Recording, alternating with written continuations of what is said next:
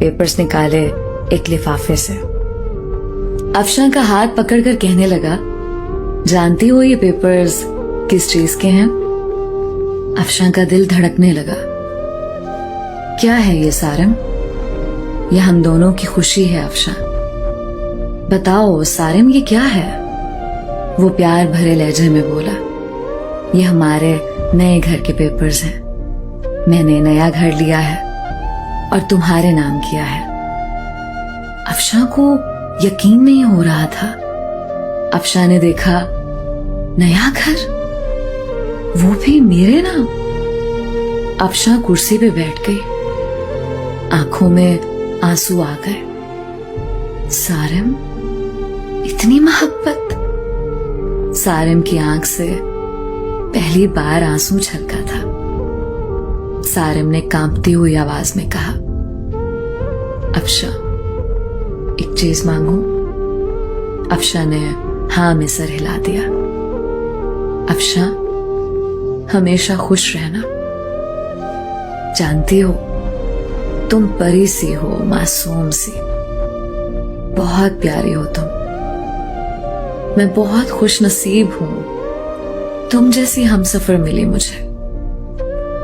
अफशां, हमारी शादी को 2 साल गुजर गए, लेकिन हमने कभी एक दूसरे को सीने से नहीं लगाया। मुझे आज सीने से लगा लो ना। अफशां ने ना चाहते हुए आज सारिम को सीने से लगा लिया।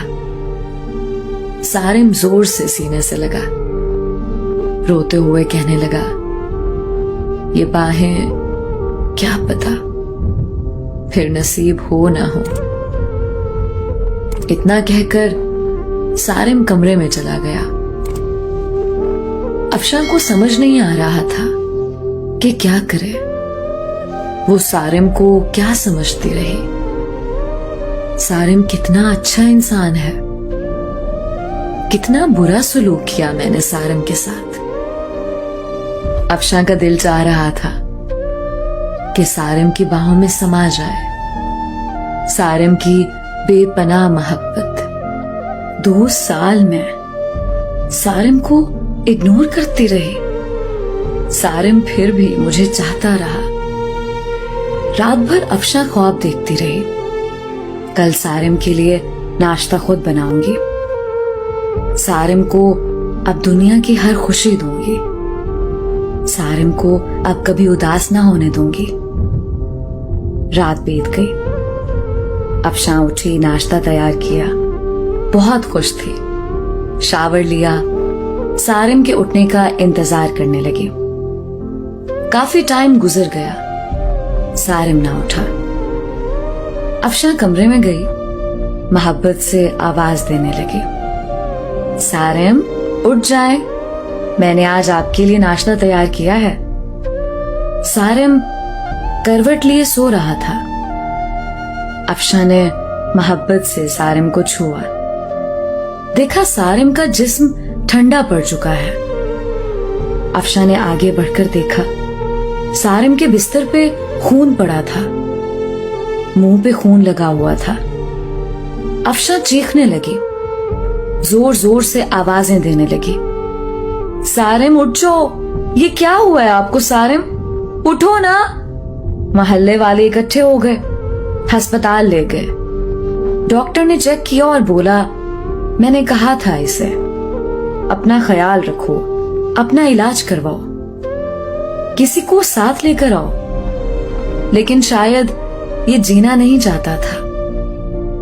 अफशां ने रोते हुए कहा, क्या था सारिम को? डॉक्टर ने एक आह भरी और कहने लगा, सारिम को पिछले 1.5 साल से ब्लड कैंसर था। शायद उसका ख्याल रखने वाला कोई नहीं था। मुझे अक्सर कहता था, डॉक्टर साहब, मैं किसके लिए जीऊं? कोई है ही नहीं जो मुझे अपना कह सके।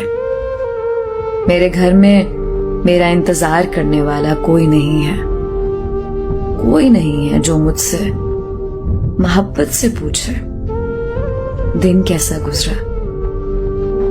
कोई नहीं है जो मुझे कहे आप थक गए हैं, चलो सर दबा दो। रात को कमरे में अकेला दर्द से तड़पता हूं, लेकिन कोई नहीं है जो मेरा दर्द समझे। अफशा जमीन पे गिर गई। सारिम, ये क्या कर दिया तुमने? सारिम, मुझे माफ कर दो।